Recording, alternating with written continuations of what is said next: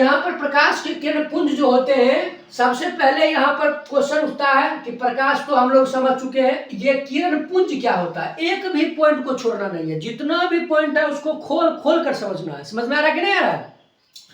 तो ये सबसे पहला पॉइंट आता है कि ये किरण पुंज क्या होता है। यहाँ पर क्वेश्चन उठता है कि ये किरण पुंज क्या होता है। तो देखिए, पुंज मतलब ये होता है समूह। पुंज का मतलब क्या होता है? समूह। पुंज का मतलब क्या होता है? समूह। यानी कि किरणों के समूह को, यहाँ किरण यहाँ पुंज, पुंज का मतलब समूह और किरण का मतलब किरण, यानी कि प्रकाश जब निकलता है तो किरण के माध्यम से निकलता है। तो किरणों के समूह को हम लोग किरण पुंज कहेंगे। किरणों के समूह को किरण पुंज कहते हैं। बात समझ में आ रहा है कि नहीं? अब पूछ दे किरण पुंज किसको कहते हैं, हम क्या बताएंगे? किरणों के समूह को क्या कहेंगे नूरे? किरणों के समूह को। जैसे मान लीजिए ऐसे जा रहा है, ये ऐसे, ये सब प्रकाश के किरण का समूह हुआ कि नहीं हुआ? ये सभी किरणों का जो समूह हुआ उसको हम लोग किरण पुंज कहते हैं। यहाँ तक किसी को दिक्कत? जय हिंद। आज हम चलेंगे फिजिक्स में फिजिक्स का चैप्टर 1 है। फिजिक्स का चैप्टर 1 है प्रकाश का। चैप्टर 1 आपका पकड़ता है प्रकाश का परावर्तन, रिफ्लेक्शन ऑफ लाइट। ये रिफ्लेक्शन ऑफ लाइट जो होता है, प्रकाश का परावर्तन, उसी चैप्टर के बारे में हम आज अध्ययन करेंगे। तो इसमें सबसे पहला क्वेश्चन उठता है दोनों कि सबसे पहला इसमें क्वेश्चन उठता है कि ये प्रकाश क्या होता है। सबसे पहला क्वेश्चन आपके दिमाग में, और यही क्वेश्चन उठता भी है कि प्रकाश क्या है। यहाँ पर प्रकाश का अर्थ क्या होता है, लाइट मतलब क्या होता है। तो प्रकाश जिसकी सहायता से हम किसी वस्तु को देखते हैं, जिसकी सहायता से हम किसी वस्तु को देखते हैं उसे हम लोग प्रकाश कहते हैं। समझ में आ गया?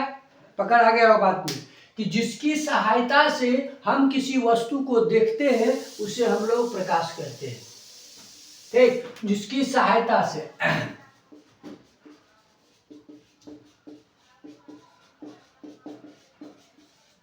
किसी वस्तु को हम लोग देखते हैं, किसी वस्तु को अगर जिसकी सहायता से हम देखेंगे तो हम किसकी सहायता से किसी वस्तु को देखेंगे? प्रकाश की सहायता से हम किसी वस्तु को देखेंगे, उसे हम लोग क्या कहेंगे? प्रकाश कहेंगे। ठीक, ये बात आप लोगों को समझ में आ गया होगा, आई होप। और प्रकाश स्रोत, ये प्रकाश स्रोत किसको कहते हैं? प्रकाश तो हमने समझ लिया क्या कि जिसकी सहायता से हम किसी वस्तु को देखेंगे उसे हम प्रकाश कहेंगे। अब यहाँ पर प्रकाश स्रोत किसको कहते हैं? तो जिस वस्तु से प्रकाश निकलती है उसे हम लोग प्रकाश स्रोत कहेंगे। जैसे अगर मान लीजिए टॉर्च हम ले लेते हैं, जैसे क्या ले ले? टॉर्च ले लेते हैं। टॉर्च क्या करता है? इससे प्रकाश उत्सर्जित होता है। प्रकाश उत्सर्जित होता है ना, ये टॉर्च क्या करता है? अपने आपको प्रकाश उत्सर्जित करता है। जो प्रकाश उत्सर्जित करता है, यानी कि जिस वस्तु से प्रकाश निकलता है उसे हम लोग क्या कहेंगे? प्रकाश स्रोत कहेंगे। उसे हम लोग क्या कहेंगे? प्रकाश स्रोत कहेंगे, लाइट सोर्स कहेंगे, लाइट सोर्स कहेंगे। प्रकाश स्रोत भी हम लगता है आपको समझ में आ गया होगा कि प्रकाश स्रोत किसको कहते हैं कि जिस वस्तु से प्रकाश निकलती है उसे हम लोग क्या कहेंगे? प्रकाश स्रोत कहते हैं। ठीक, ये प्रकाश स्रोत हमको समझ में आ गया। अब चलते हैं प्रदीप्त वस्तुएं। वस्तु जो होती है, कुछ वस्तुएं प्रकाश खुद उत्सर्जित करती है, कुछ वस्तु में प्रकाश पड़ने के बाद वह प्रकाश उत्सर्जित करती है। दो प्रकार के वस्तुएं होती है। सबसे पहला वस्तु आ जाता है प्रदीप्त वस्तु और दूसरा आता है अप्रदीप्त वस्तु। तो प्रकाश जो उत्सर्जित करती है, जो वस्तु प्रकाश उत्सर्जित करेगी उसे हम लोग प्रदीप्त वस्तु कहेंगे, और जो प्रकाश उत्सर्जित खुद प्रकाश उत्सर्जित नहीं करती है उसे अप्रदीप्त वस्तु कहते हैं। जैसे प्रदीप्त वस्तु के अंतर्गत आ जाएगा सूर्य। सूर्य क्या करता है कि वह खुद प्रकाश उत्सर्जित करता है, इसलिए उसको हम किसके अंतर्गत रखेंगे? प्रदीप्त वस्तुएं के अंतर्गत रखेंगे। समझ में आ रहा कि नहीं आ रहा? तो ये प्रदीप्त वस्तुएं, तो इसका डिफिनेशन क्या हो जाएगा? वे वस्तुएं, प्रदीप्त वस्तुएं का डिफिनेशन नोट डाउन करते चलिए। अगर कॉपी है आगे में तो कॉपी खोल लीजिए और कॉपी में आप नोट डाउन करते चलिए कि ये प्रदीप्त वस्तुएं किसको कहते हैं। तो वे वस्तुएं जो प्रकाश उत्सर्जित करती है, वे वस्तुएं जो प्रकाश उत्सर्जित करती है उसे हम लोग क्या कहते हैं, प्रदीप्त वस्तु कहते हैं। ठीक है, यहां तक नई प्रॉब्लम। चलिए आगे बढ़ते हैं। अब है अप्रदीप्त वस्तुएं। ये अप्रदीप्त वस्तुएं किसको कहते हैं, तो वे वस्तुएं जो प्रकाश, प्रदीप्त वस्तुएं हो गया कि जो प्रकाश उत्सर्जित करती है, जैसे चंद्रमा, चंद्रमा हो गया, टॉर्च हो गया, समझ में आ रहा है कि ना। उसके बाद क्या कहते हैं, इत्यादि तरह के जो प्रकाश उत्सर्जित करेगा वह प्रदीप्त वस्तुएं के अंतर्गत आएगा। अप्रदीप्त वस्तुएं के अंतर्गत आएगा कि जो प्रकाश खुद उत्सर्जित नहीं करती है, दूसरे पर आश्रित रहकर उस प्रकाश उत्सर्जित करेगी। जैसे देखिए यहाँ पर हम ले लेंगे टेबल कुर्सी, ये अगर अंधेरा में रखा हुआ है या फिर कहीं कुछ भी है तो ये प्रकाश को उत्सर्जित कर ही नहीं सकता है। क्यों नहीं कर सकता है, क्योंकि इसमें खुद का प्रकाश होता ही नहीं है, इसके खुद का प्रकाश होता ही नहीं है, इसलिए इसको अप्रदीप्त वस्तुएं के अंतर्गत आता है। समझ में आ रहा है कि नहीं आ रहा है। तो अब यहाँ पर है अप्रदीप्त वस्तुएं का डिफिनेशन। ये अप्रदीप्त वस्तुएं का डिफिनेशन क्या होगा, तो वो अप्रदीप्त वस्तुएं का डिफिनेशन हो जाएगा वे वस्तुएं जो प्रकाश उत्सर्जित नहीं करती है। देखिए दिमाग एकदम आराम से, सबसे पहले आ जाएगा वे वस्तुएं, सब में लगता है मिला, जितना भी डिफिनेशन मिला जुला कर बनता है, समझ रहे हैं कि ना, अधिक से अधिक उसका लास्ट पॉइंट उठाया जाता है। तो वे वस्तुएं जो प्रकाश उत्सर्जित नहीं करती है उसे हम लोग अप्रदीप्त वस्तु कहते हैं। समझ में आ रहा है कि नहीं आ रहा।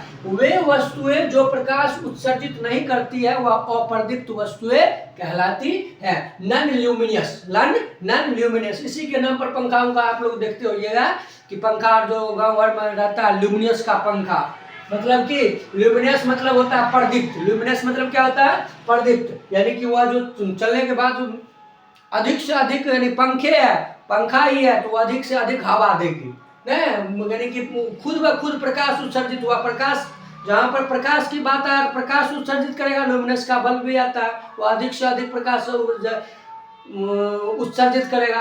पंखा की बात किया जाए, पंखा भी ल्यूमिनस का आता है। कंपनी की यहाँ पर नाम दे दिया है ल्यूमिनस, लेकिन ल्यूमिनस का मतलब होता है प्रदीप्त। समझ में आ रहा कि नहीं आ रहा। तो ल्यूमिनस प्रदीप्त वस्तुएं उस वस्तु को कहेंगे, वे वस्तुएं जो प्रकाश उत्सर्जित करती है वह प्रदीप्त वस्तुएं कहलाती है। नॉन ल्यूमिनस जो प्रकाश उत्सर्जित नहीं करती है वह अप्रदीप्त वस्तुएं। जैसे बेंच, टेबल, कुर्सी, मार्कर, जितना भी चीज हम देखते हैं वह सभी क्या हो जाएगा, अप्रदीप्त वस्तुएं। ठीक है, अब ये तीनों पॉइंट, चारों पॉइंट हम समझ में आ गए। प्रकाश भी समझ में आ गया, प्रकाश का स्रोत भी समझ में आ गया, प्रदीप्त वस्तुएं भी, अप्रदीप्त वस्तुएं। अब है प्रकाश का प्रकीर्णन। अब क्या है, scattering of light, scattering of light, यानी कि प्रकाश का प्रकीर्णन किसको कहते हैं। प्रकाश का प्रकीर्णन, जब प्रकाश, अब इसका डिफिनेशन अगर पूछ दे, परिभाषा पूछ दे, तो आप लोग कैसे जवाब दीजिएगा। जब प्रकाश किसी कण पर पड़ता है, किसी सूक्ष्म कण पर पड़ता है, प्रकाश जो है यानी कि ये माध्यम है, यहाँ से प्रकाश चला, अब किसी सूक्ष्म कण पर पड़ता है, ये प्रकाश है, ये प्रकाश स्रोत है, यानी कि यह इससे प्रकाश निकल रहा है। मान लीजिए ये टॉर्चे है, समझ में आ रहा है कि नहीं।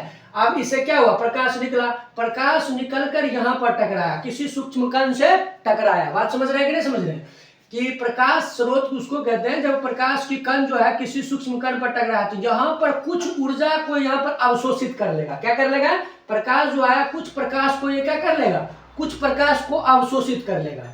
समझ में आ रहा है कि ना, कुछ प्रकाश को अवशोषित कर लेता है, तो इसी को हम लोग प्रकाश का प्रकीर्णन कहते हैं। इसी को हम लोग क्या कहते हैं, प्रकाश का प्रकीर्णन कहते हैं। जब प्रकाश किसी सूक्ष्म कणों पर पड़ता है, डिफिनेशन देखिए क्या होगा, जब प्रकाश किसी सूक्ष्म कणों पर पड़ता है, यह प्रकाश स्रोत है, प्रकाश स्रोत से जब प्रकाश निकलकर किसी सूक्ष्म कणों पर पड़ता है तो वह कुछ प्रकाश को अवशोषित कर लेता है, वह कुछ प्रकाश को अवशोषित कर लेता है, जिसे हम लोग क्या कहते हैं, प्रकाश का प्रकीर्णन कहते हैं। क्या कहते हैं नुनूरे, प्रकाश का प्रकीर्णन कहते हैं। ठीक है, यहाँ तक किसी को दिक्कत नहीं। चलिए आगे बढ़ते हैं। आगे है प्रकाश के किरणपुंज, beam of light, beam of light.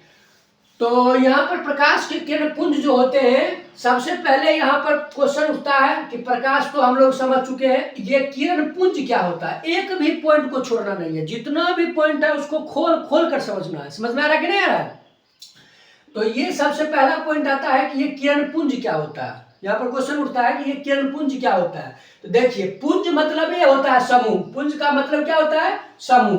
पुंज का मतलब ये क्या होता है, समूह, यानी कि किरणों के समूह को, यहाँ किरण यहाँ पुंज, पुंज का मतलब समूह और किरण का मतलब किरण, यानी कि प्रकाश जब निकलता है तो किरण के माध्यम से निकलता है।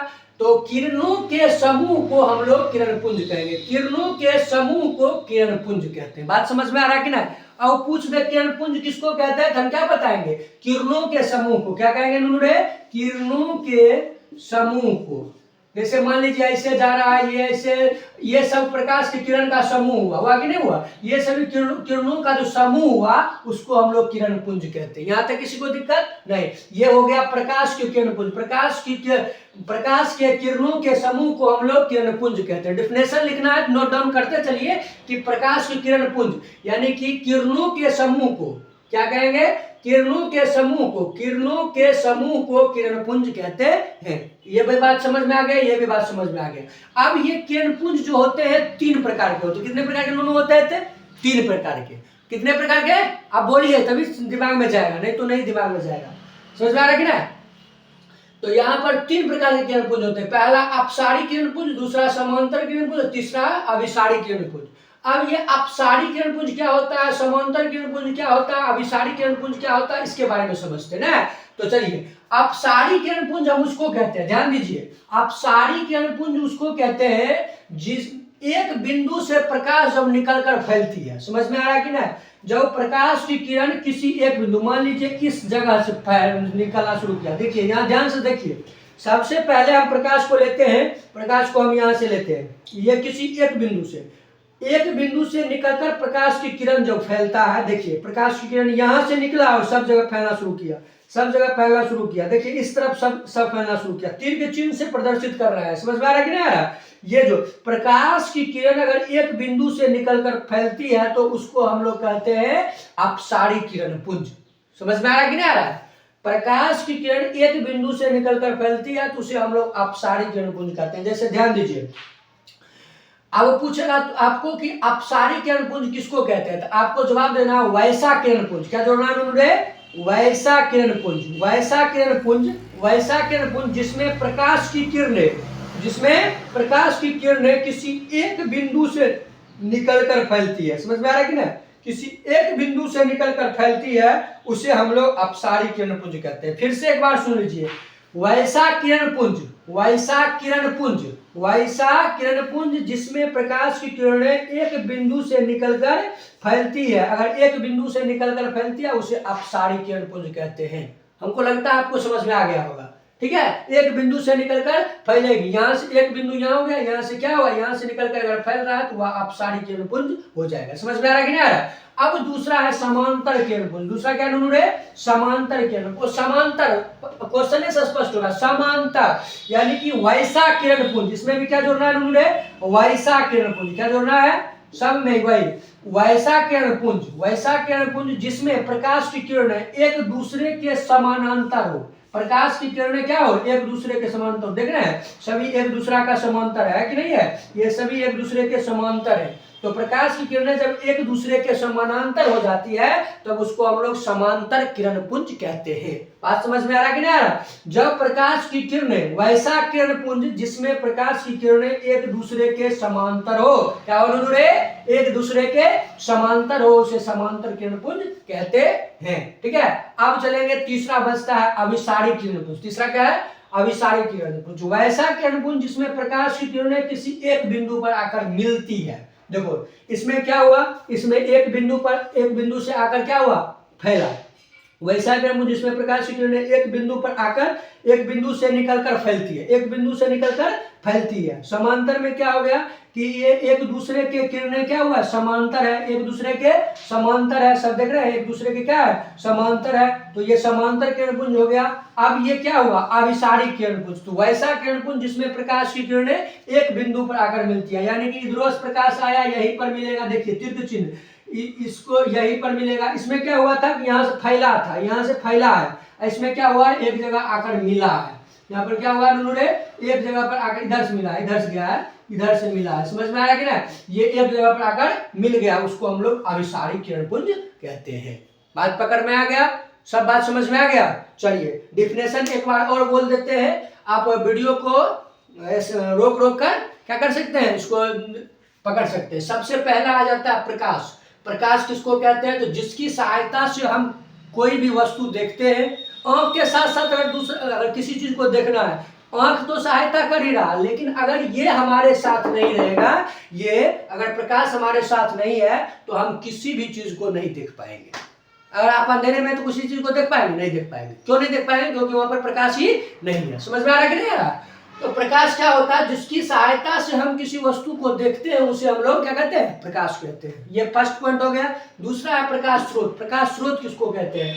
प्रकाश स्रोत उसको कहते हैं कि जिस वस्तु से प्रकाश निकलती है। किसको कहते हैं प्रकाश स्रोत? जिस वस्तु से प्रकाश निकलती है उसे हम लोग प्रकाश स्रोत कहते हैं। ये भी जवाब हो गया, इसका भी डिफिनेशन हो गया। चलिए, प्रदीप्त वस्तुएं। प्रदीप्त वस्तुएं में बताएं कि जो प्रकाश उत्सर्जित करती है, तो वे वस्तुएं, क्या लिखना है इसका डिफिनेशन? वे वस्तुएं जो प्रकाश उत्सर्जित करती है, वे वस्तुएं जो प्रकाश उत्सर्जित करती है वे प्रदीप्त वस्तुएं कहलाती है। अब है अप्रदीप्त, जैसे इसका जैसे लिख लीजिए, प्रदीप्त वस्तुएं का जैसे सूर्य, समझ में आ रहा है? टॉर्च, हेडलाइट, ये सब क्या होता है? प्रदीप्त वस्तुएं के अंतर्गत आता है। अब आता है अप्रदीप्त वस्तुएं। अप्रदीप्त वस्तुएं वे वस्तुएं जो प्रकाश उत्सर्जित नहीं करती है, उसको हम लोग अप्रदीप्त वस्तुएं कहते हैं। वे वस्तुएं जो प्रकाश उत्सर्जित नहीं करती है उसे हम लोग अप्रदीप्त वस्तुएं कहते हैं। किसी को दिक्कत यहाँ तक? नहीं। ये अप्रदीप्त वस्तुएं हो गया। प्रकाश का प्रकीर्णन। अप्रदीप्त क्या एग्जाम्पल एक दो लिख लीजिए, जैसे कुर्सी, टेबुल, बेंच, ये सब हो गया। क्या हो गया? ये अप्रदीप्त वस्तुएं का डिफिनेशन हो गया। अब यहाँ पर बचता है प्रकाश के प्रकीर्णन। प्रकाश का प्रकीर्णन, एस्केपिंग ऑफ लाइट। समझ में आ रहा है कि नहीं? प्रकाश का प्रकीर्णन कहते हैं कि प्रकाश जब किसी सूक्ष्म कणों पर पड़ता है, अभी तुरंत बताएं, जैसे प्रकाश किसी सूक्ष्म कणों पर पड़ता है तो यह कुछ प्रकाश को अवशोषित कर लेता है। कुछ प्रकाश को अवशोषित कर लेता है तो उसको हम लोग क्या कहेंगे? उसे हम लोग प्रकाश का प्रकीर्णन कहते हैं।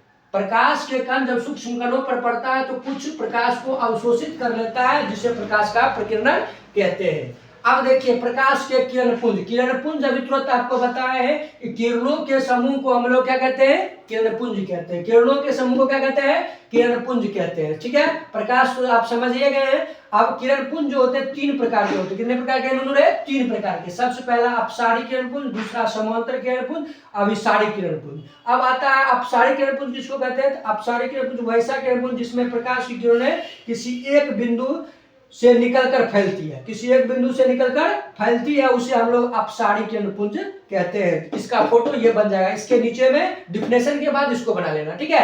अब है समांतर किरण पुंज। समांतर किरण पुंज किसको कहते हैं? तो वैसा किरण पुंज। वैसा किरण पुंज क्या होगा? वैसा किरण पुंज जिसमें प्रकाश की किरणें, कहते हैं प्रकाश की किरणें, जिसमें प्रकाश की किरणें, जिसमें प्रकाश की किरणें, जिसमें प्रकाश की किरणें एक दूसरे के समांतर हो। समांतर किरण पुंज में क्या होगा? वैसा किरण पुंज जिसमें प्रकाश की किरणें एक दूसरे के समांतर हो, उसे हम लोग समांतर किरण पुंज कहते हैं। अब बचा लास्ट अभिसारी किरण पुंज। वैसा किरण पुंज जिसमें प्रकाश की किरणें किसी एक बिंदु पर आकर मिलती है। क्या होगा उन्होंने? किसी एक बिंदु पर आकर मिलती है। जब किसी एक बिंदु पर आकर मिलेगी तो उसको हम लोग अभिसारी किरण पुंज कहते हैं। समझ में आया कि नहीं? आज इस क्लास में इतना ही होगा, कल फिर आगे इसमें बताया जाएगा। समझ में आ रहा है कि नहीं? ये फिर से क्लास शुरू हुआ है। समझ में आ रहा है कि नहीं? लाइन से इत्मीनान से शुरू हुआ है, सब क्रमबद्ध तरीके से। आप इस चैनल पर जुड़े रहिए और चैनल पर जुड़कर पूरा का पूरा सॉल्यूशन के साथ आगे बढ़ते चलिए। समझ में आया? चलिए, जय हिंद, जय भारत।